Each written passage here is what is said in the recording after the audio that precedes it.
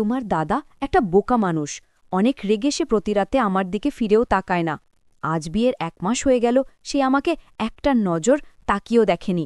আমি আর পারব না এ বাড়িতে থাকতে। আমি এক্ষুনি চলে যাব, আমার আর সহ্য হচ্ছে না। তারপর দেওর আমাকে বলল, ভাবি তুমি কোনো চিন্তা করো না, আমি তোমার সকল ইচ্ছা আশা পূরণ করব। তাই একদিন রাতে যখন দেওয়ার তার কলেজের পড়াশোনায় খুব ব্যস্ত ছিল, তখন সেদিন রাতে আমার স্বামী শুয়ে যাবার পরে আমি লুকিয়ে দেওয়ারের ঘরে যাই। তখন দেওয়ারকে ওই এক অবিস্মরণীয় অবস্থায় দেখে তো আমি আর নিজেকে আটকাতে না পেরে তাকে চোখে চোখে সবকিছুই সাড়া করেছিলাম যে আমি আর পারছি না। তাই আমি তার সঙ্গে নিজের ইচ্ছে সেদিন রাতে বিলীন করেছিলাম। তারপর আমার দেওয়ারও খুব খুশি হয়ে আমাকে অনেক আদর ভালোবাসা দেয়। তারপর সারা রাত ধরে আমি ওর সাথে নিজের বউয়ের মতো করি। বন্ধুরা, মূল ভিডিওটি শুরু করার পূর্বে তোমাদের কাছে একটি রিকোয়েস্ট, তোমরা যারা যারা এখন আমার চ্যানেলটি সাবস্ক্রাইব করনি তারা প্লিজ আমার চ্যানেলটি সাবস্ক্রাইব করে পাশে থাকবেন। তাহলে এবার চলুন আসল ঘটনাটি শুরু করি। আপনারা হয়তো আবার ভাবছেন যে আমার স্বামী থাকা সত্ত্বেও আমি কেন দেওয়ারের ভালোবাসায় পড়েছিলাম। আসলে বিয়ের পরে আমি যখন শ্বশুরবাড়ি আসি তখন প্রত্যেকটা মেয়ের মতোই আমার চোখেও অনেক স্বপ্ন ছিল যে আমিও আমার স্বামীর সঙ্গে ঘুরতে যাব, আমার স্বামীর সঙ্গে অনেক সময় কাটাবো। কিন্তু আমি যা ভেবেছিলাম বিয়ের পরে তার সবকিছু উল্টো হয়েছিল। আসলে আমার স্বামী নিজের কাজ ছাড়া আর কিছুই বুঝত না। সে তো সবসময় নিজের কাজে ব্যস্ত থাকত এবং সে এতটাই রাগী স্বভাবের ছিল যে আমার একটু কিছু ভুল ত্রুটি হলে আমার ওপরে বকাবকি চিৎকার চেঁচামেচি শুরু করে দিত। শুধু তাই নয়, কোনো কোনো সময় তো আমাকে অনেক সময় মারধরও করত। এভাবে আমাদের বিয়ে হতে প্রায় 1 মাস হয়েছিল। আসলে প্রথম থেকেই আমার স্বামী আমার প্রতি কোনো গুরুত্বই দিত না। এমনকি বাসর রাতে আমার স্বামী ফোনে তার ক্লায়েন্টের সঙ্গে হিসেবপাতি করতে ব্যস্ত ছিল। আর বাসর রাতে স্বামীর অপেক্ষা করতে করতে আমি শুয়ে পড়েছিলাম, কারণ আমিও তো অনেক বেশি ক্লান্ত ছিলাম। তারপর সকালবেলা যখন চোখ খুলে দেখি তখন দেখি আমার স্বামী স্নান করে তৈরি হয়ে আমাকে ঘুম থেকে তুলে বলেছিল তাকে নাকি আগামী কালকেই এই অশোকনগরে চলে যেতে হবে জরুরি কাজের জন্য। আমি তো কোনো কথা না বলে শুধু স্বামীর দিকে আশ্চর্য হয়ে তাকিয়েছিলাম, কারণ স্বামী তার কাজকে এত বেশি প্রাধান্য দিত যে আমাদের বাসর রাতটাকে নষ্ট করে দিয়েছিল। ওই বাসর রাতের জন্য আমি যা স্বপ্ন নিজের চোখে সাজিয়েছিলাম আমার সেই স্বপ্নগুলো ভেঙে চুরমার হয়ে গিয়েছিল। বিয়ের 2 দিন পরেই তো সে 15 দিনের জন্য অশোকনগরে চলে যায় নিজের কাজের জন্য, এবং যাওয়ার সময় সে তার ভাইকে বলে গিয়েছিল, রোহান তোর ভাবিকে খেয়াল রাখিস। বিয়ের 2 দিন পরে যখন একটা মেয়ের স্বামী তাকে একা রেখে বাইরে চলে যায় তার কষ্টটা যে কতটা সেটা একমাত্র আমিই জানি। তারপর বিয়ের 2 দিন পরে আমার স্বামী যখন অশোকনগরে চলে যায় তারপরে তো আমি নিজেকে খুব একা মনে করতাম। আমার স্বামী আর দেওয়ার এরা 2 ভাই। আমার দেওয়ার বয়সে আমার চাইতে 5 বছরের ছোট। শ্বশুর শাশুড়ি তো অনেক আগে মারা গেছেন। স্বামী যখন 15 দিনের জন্য অশোকনগরে চলে যায় তারপরে স্বামীর সঙ্গে কাটানো 2 দিন মনে করে একা একাই সময় কাটাতাম। আর স্বামীর সঙ্গে কাটানো 2 দিনের মধ্যে তো স্মরণ করার মতো সেরকম কোনো কিছু স্মৃতি ছিল না, তাও স্বামীর চেহারা ও কথাবার্তাগুলো মনে করতাম। কারণ আমার দেওয়ারও তো সারাদিন বাড়িতে থাকত না, সে তো সকালে খাওয়া দাওয়া করে কলেজের জন্য বেরিয়ে পড়ত। আমার স্বামী দেখতে খুব একটা ভালো না হলেও আমার দেওয়ার কিন্তু ভীষণ সুন্দর, এতে খুব একটা ভুল ছিল না। তারপর সেদিন স্বামীর দূর নগরে চলে যাবার পরে আমি যখন বাড়ির সমস্ত কাজকর্ম করে পরে সন্ধেবেলায় অনেক বেশি ক্লান্ত হয়ে আমার ঘরের বিছানায় শুয়ে একটু আরাম করছিলাম, ওই সময় বুঝতে পারি যে আমার দেওয়ার বাড়ি এসেছে। তারপর সে আমার ঘরের দরজায় নক করে আমার ঘরের ভিতরে ঢুকতে আমাকে সন্ধেবেলায় শুয়ে থাকতে দেখে জিজ্ঞেস করল, ভাবি তোমার কি শরীর খারাপ? আমি তখন বিছানায় উঠে বসে বললাম, না গো, শরীর খারাপ নয়, বাড়ির কাজকর্ম করার পরে আমার শরীরটা অনেক বেশি ক্লান্ত লাগছে, তাই একটু শুয়ে আরাম করছিলাম। কিন্তু আমি জানতাম ওই সময় আমার মন খারাপ ছিল, কিন্তু আমার মনের পরিস্থিতি আমি তো আমার দেওয়ারকে বলতে পারছিলাম না যে আমার মনের মধ্যে কি চলছিল। কিন্তু তাও জানি না কিভাবে সে আমার মুখ দেখে বলেছিল, ভাবি তোমাকে দেখে তো মনে হচ্ছে দাদা চলে যাওয়ার জন্য তুমি অনেক কষ্টে আছো এবং তোমার মন খারাপ আছে। দেখো ভাবি, তুমি কিন্তু আমার থেকে কোনো কিছুই লুকোতে পারবে না, আমি কিন্তু মুখ দেখে এসব কিছুই বুঝতে পারি।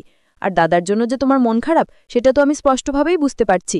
তুমি একদম মন খারাপ করো না, দাদার অনুপস্থিতিতে তোমার দায়িত্ব এখন আমার ঘাড়ে, তাই যতদিন দাদা বাড়িতে নেই ততদিন তোমাকে খুশি রাখার দায়িত্ব আমার। তারপর আমার দেওয়ার আমার কিছু বলার আগেই আমাকে বিছানা থেকে নিচে নামিয়ে বলল, ভাবি চলো আমার সঙ্গে, আমি তোমাকে এক্ষুনি আমাদের এখানকার স্পেশাল ফুচকা খাওয়াবো, যেটা খাওয়ার পরে তোমার মুড একদম ঠিক হয়ে যাবে। দেওরের কথা শুনে তো আমার মন মাজা এমনিতেই চাঙ্গা হয়ে উঠেছে, কারণ আমার স্বামী এবং আমার দেওরের মধ্যে সম্পূর্ণ আলাদা রকম হাবভাব ছিল এবং তারা 2 ভাই সম্পূর্ণ আলাদা স্বভাবের ছিল। আমার দেওর তো আমার সঙ্গে ভীষণ কথা বলতো, সে খুব খোলামেলা স্বভাবের ছিল।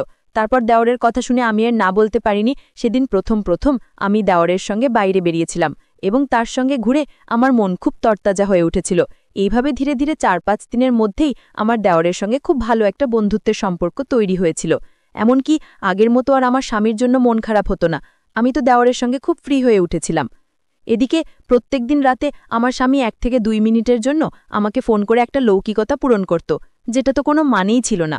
অত দূরে যাবার পরেও 1 ঘন্টার মধ্যে আমাকে ফোন করে মাত্র 2-3 মিনিট সময় দিত, এবং ধীরে ধীরে, যেটা আমার খুব বিরক্ত বোধ লাগত, কারণ সে তো প্রত্যেকদিন ফোন করে ওই একই কথা জিজ্ঞেস করত, তুমি কেমন আছো, আমার ভাই কেমন আছে, বাড়িতে ঠিকঠাকভাবে তালা মেরে রাখবে। এই 2টি কথা বলার জন্য প্রত্যেকদিন রাতে আমার স্বামী ফোন করত। এদিকে স্বামীর অনুপস্থিতিতে আমি আর দেওয়া সারা রাত জেগে আড্ডা দিতাম। কখনো বা রাত জেগে দুজনে ভূতের সিনেমা দেখতাম, কখনো বা ছাদের উপরে গিয়ে দুজনে ঠান্ডা বাতাস নিতাম। এইভাবে প্রায় 1 সপ্তাহ কেটে যাওয়ার পরে সেদিন জানি না কিভাবে বাথরুমের ভিতরে স্নান করতে গিয়ে আমি পা পিছলে পড়ে গেছিলাম, এবং আমি যখন চিৎকার করে উঠেছিলাম তখন আমার চিৎকারের আওয়াজ পেয়ে আমার দেওয়ার তাড়াতাড়ি আমার বাথরুমের সামনে এসে দাঁড়িয়ে আমাকে জিজ্ঞেস করল, ভাবি কি হয়েছে, তুমি ঠিক আছো তো? আমি তখন পায়ে ব্যথার চোটে কাস্তে কাস্তে বললাম, আমার ছোট দেওয়ার, না গো আমি ঠিক নেই, আমি পা মুচকে পড়ে গেছি এবং আমি আর উঠতে পারছি না। তারপর আমার দেওয়ার বলল, ভাবি তুমি কোনোরকমভাবে বাথরুমের দরজাটা খোলো। দেওয়ারের কথা শুনে আমি খুব কষ্টে বাথরুমের দরজাটা হাত বাড়িয়ে খুলেছিলাম। ওই সময় আমি একটা লাল রঙের পরে স্নান করছিলাম, এবং আমি যেহেতু স্নান করতে করতে পা পেছলে পড়ে গেছিলাম, তাই আমার পুরো শরীরটা ভিজেছিল। ওই সময় আমার দেওর আমার দিকে কিন্তু একদৃষ্টিতে তাকিয়েছিল, আর ওদিকে পায়ে ব্যথা নিয়ে আমি কান্নাকাটি করছিলাম। তারপর যখন আমার উঠে দাঁড়ানোর ক্ষমতাটুকুও ছিল না, তখন আমার দেওয়ার বাধ্য হয়ে আমাকে ধরে আমার ঘরের বিছানায় বসিয়ে আমাকে গামছা ও আমার পরনের পোশাক আমার পাশে রেখে দিয়ে বলল, ভাবি আমি ঘরের বাইরে যাচ্ছি, তুমি পরিবর্তন করে নাও, নইলে তোমাকে ঠান্ডা লেগে যাবে। সেদিন আমার কাছে একটা অন্যরকম অনুভূতি সৃষ্টি হয়েছিল, একটা অন্যরকম আবেগ ও আনন্দ জেগে উঠেছিল। সেদিন আমার দেওয়ারের এইরকম আচরণ দেখে আমার ভীষণ ভালো লেগেছিল, এবং আমি দেওয়ারকে নিয়ে মনে মনে অনেক রকম স্বপ্ন দেখতে শুরু করেছিলাম, কারণ আমি তো মনে মনে তাকে ভালোবাসতে শুরু করেছিলাম। তারপর ধীরে ধীরে যতদিন যায় আমার কিন্তু ততই তাকে দেখে ভালো লাগতে শুরু হয়। আমি তার পছন্দা খাবার দাবার ও তার সবকিছুরই খেয়াল রাখতাম। এমনকি সেদিন যখন আমার পা মচকে গিয়েছিল, তখন আমার পায়ে কিন্তু ভীষণ ব্যথা ছিল। তাই দেওয়ার বলল, ভাবি আমি কিন্তু একজন ছোটখাটো ডাক্তার, ভাবি তুমি একদম চিন্তা করো না, তোমার সব ব্যথা বেদনা আমি দূর করে দেব। এই বলে সে আমার পায়ে মাসাজ করে দিচ্ছিল। আমার পায়ে যখন মালিশ করতে শুরু করলো, তখন কিন্তু আমার ভীষণ আরাম লাগছিল, এবং আমার পায়ের ব্যথা কমে গেল। আমি কিন্তু দেওরের জন্য সেজে গুজে তৈরি হয়ে থাকতাম, এবং বাহানা খুঁজতাম যে আমার দেওরের কাছে যাওয়ার জন্য, কারণ বিয়ের পরে যেই যত্ন আমার স্বামীর কাছ থেকে পাওয়া উচিত ছিল, সেটা তো আমি দেওরের কাছে পেয়েছিলাম। তাই আমি দেওরকে মন থেকে ভালোবেসে ফেলেছিলাম, এবং সেদিনের পর থেকে আমি পায়ে ব্যথা বাহানা করে প্রত্যেক দিন তার সামনে ন্যাকা কান্না করতাম। আর সে আমার কান্না দেখে বলতো, ভাবি তুমি চিন্তা করো না, আমি এক্ষুনি পায়ে মালিশ করে দিচ্ছি। আর আমি সেটা মন থেকে অনুভব করতাম। ওদিকে পরের দিন কেটে যাওয়ার পরে যখন আমার স্বামী বাড়ি ফিরে আসে, তখন তখন তার আসল চেহারা আমার সামনে ফুটে ওঠে। কারণ একটা মানুষকে কিন্তু 2 দিনের মধ্যে কখনোই চিনতে পারা যায় না, যতক্ষণ না সেই মানুষটার সঙ্গে সারাদিন কাটানো হয়। একটা মানুষের সঙ্গে আমি যত সময় কাটাবো, ততই আমি তাকে চিনতে পারবো। এদিকে আমার স্বামী বাড়ি ফিরে আসায় আমি কিন্তু খুশি ছিলাম না, কারণ আমি দেওয়ারের সঙ্গে খুব ভালো সময় কাটাচ্ছিলাম। দেওয়ার আমার মনের ইচ্ছা পূরণ না করলেও সে আমার খুব যত্ন করত এবং খুব খেয়ালও রাখত। কিন্তু আমি এটা জানতাম না যে দেওয়ারের মনে আমার প্রতি কী ছিল। আদৌ কি সে আমাকে মনে মনে ভালোবাসত, নাকি সে আমাকে নিজের দাদার বউ মনে করে শুধু আমার যত্ন করত? আমি তো কিছুই বুঝতে পারছিলাম না যে দেওরের মনের মধ্যে আমার প্রতি কী ছিল, সে কেন এত আমার যত্ন করত, খেয়াল রাখত। এদিকে আমার স্বামী বাড়ি ফিরে আবার সেই আগের মতোই নিজের ব্যবসার কাজে ব্যস্ত হয়ে পড়েছিল। এমন নয় যে সে আমাকে রাতের বেলায় একটু, আমিও একটা মানুষ ছিলাম, আমার একটা ইচ্ছে বলে কিছু ছিল। আমি স্বামীর কাছে যেতেই সে আমার উপর চিৎকার করে বলতো, তোমার কি আর কোনো কাজকর্ম নেই? তুমি দেখতে পাচ্ছ না আমি অফিসে খুব একটা জরুরি কাজে ব্যস্ত আছি, যাও গিয়ে চুপচাপ শুয়ে পড়ো। আমার স্বামী তো আমার দিকে কোনো গুরুত্বই দিত না।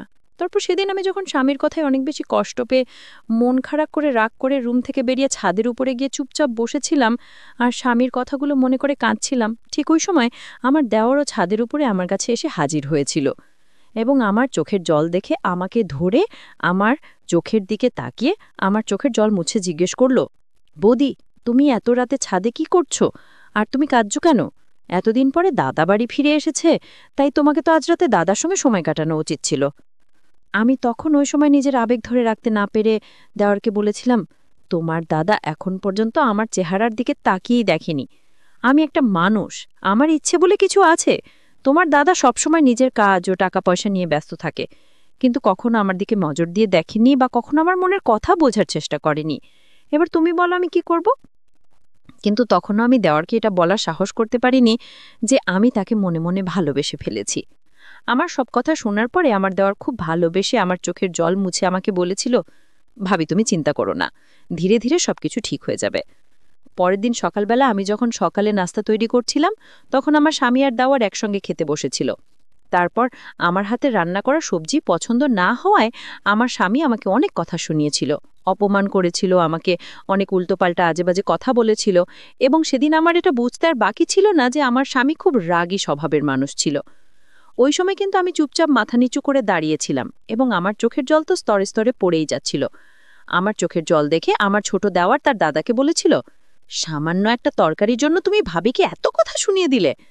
আমার দেওয়ার খুব ভালোভাবেই জানতো যে তার দাদা খুব রাগী স্বভাবের মানুষ, কিন্তু আমি সেদিন জানতে পেরেছিলাম যে আমার স্বামী ভীষণ রাগী স্বভাবের মানুষ। তারপর আমার দেওয়ারের কথা শুনে আমার স্বামী তার ভাইয়ের দিকে অনেক এগিয়ে বড় বড় চোখ করে তাকিয়েছিল এবং আমাদের সঙ্গে কোনো কথা না বলে চুপচাপ নিজের অফিসের জন্য বেরিয়ে পড়েছিল। সেদিন আমার স্বামী চলে যাওয়ার পরে আমি দেওয়ারকে বলেছিলাম, দেখো, তোমার দাদা যদি আমার সঙ্গে এরকম সবসময় দুর্ব্যবহার করে, তাহলে আমার এই বাড়িতে থাকার কোনো মানে হয় না। তাই আমি আজকে এই মুহূর্তে এই বাড়ি ছেড়ে চলে যাব। এমনিতেও বিয়ে হতে কাছাকাছি 1 মাস হতে চলল, তাই আমি আজকেই বাড়ি ছেড়ে চলে যাব। তারপর আমার দেওয়ার অনেক ভালোবেসে আমাকে বলল, ভাদি আমার কথাটা একবার শোনো। আমি কিন্তু তখন আমি দেওরের কোনো কথা শুনিনি। আমি তখন দেওরকে অনেক এগিয়ে বলেছিলাম, যখন স্বামীর ভালোবাসা আবদার কিছুই পাবো না, তাহলে আমি কিসের জন্য এই বাড়িতে থাকব?